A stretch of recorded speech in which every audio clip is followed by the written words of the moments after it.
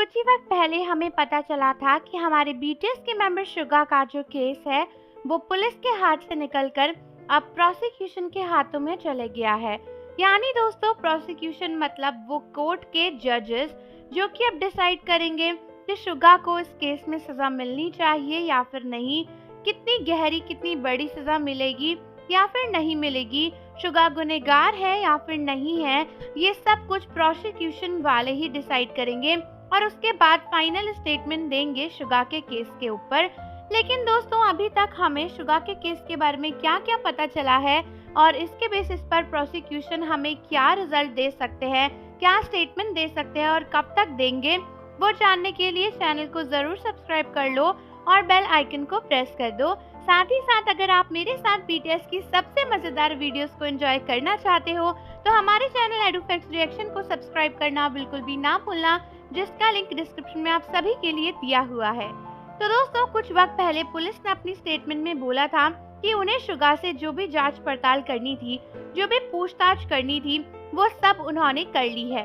अब वो शुगा को पुलिस स्टेशन नहीं बुलाएंगे और अब आगे फर्दर इन्वेस्टिगेशन भी नहीं होगी, जिससे ये तो क्लियर ही था कि अब शुगा के केस पर डायरेक्ट रिजल्ट आना बाकी है। लेकिन जहां आर्मी सोच रही थी कि पुलिस वाले ही केस को क्लोज कर देंगे, वहां पर देखा गया कि शुगा को कोर्ट में घसीटा जा रहा है। जबरदस्ती प्रोसिक्यूशन को शुगा का केस दे दिया गया ताकि वो कोर्ट में डिसीजन सुना सके। हालांकि वैसे तो शुगा को कोर्ट में नहीं बुलाया गया है और काफी कम चांसेस है कि शुगा को कोर्ट में बुलाया जाए, लेकिन अभी तक रिजल्ट नहीं आया है शुगा के केस पर, जो कि आर्मीज को काफी अजीब लग रहा है। जब जांच पड़ताल पहले ही खत्म हो चुकी है, कुछ और शुगा से नहीं पूछना है, तो फिर किस बात का इंतजार है? आखिर प्रोसिक्यूशन क्यों शुगा के केस के ऊपर अपना रिजल्ट तुरंत नहीं सुना रही? सारे सबूत है ही उनके पास में, उनके पास क्लिप भी है और उन्हें पता है कि शुगा ने कुछ नहीं किया है। जो क्लिप वायरल हुई थी, जो कि एक्चुअल में रियल क्लिप है, वहां पर देखा गया था कि शुगा आराम से अपना किकबोर्ड चला रहे थे, बट एक काफी ज्यादा तेज वाला टर्न आया, जहाँ पे शुगा ने जब टर्न किया तो वो थोड़े डिसबैलेंस हो गए और नीचे गिर गए।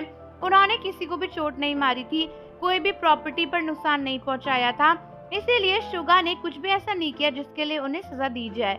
हाँ, बस उनका एक ही गलती थी कि वो उसको चला रहे थे किकबोर्ड को बिना लाइसेंस के। उस टाइम पे उनके पास उस समय उनका लाइसेंस नहीं था, साथ ही साथ वो ड्रंक थे, इसीलिए शुगा का लाइसेंस रद्द कर दिया गया और अब उन्हें कुछ टाइम बाद ही ड्राइविंग लाइसेंस मिल पाएगा।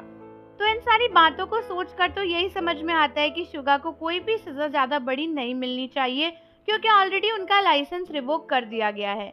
लेकिन अब देखना यह है कि प्रोसिक्यूशन इस पे क्या कहता है। तो आप मुझे बताओ कि आपका इसको लेकर क्या मानना है, और जाने से पहले चैनल को जरूर सब्सक्राइब कर लो, बेल आइकन प्रेस कर दो। मिलते हैं आपसे अगली वीडियो के साथ।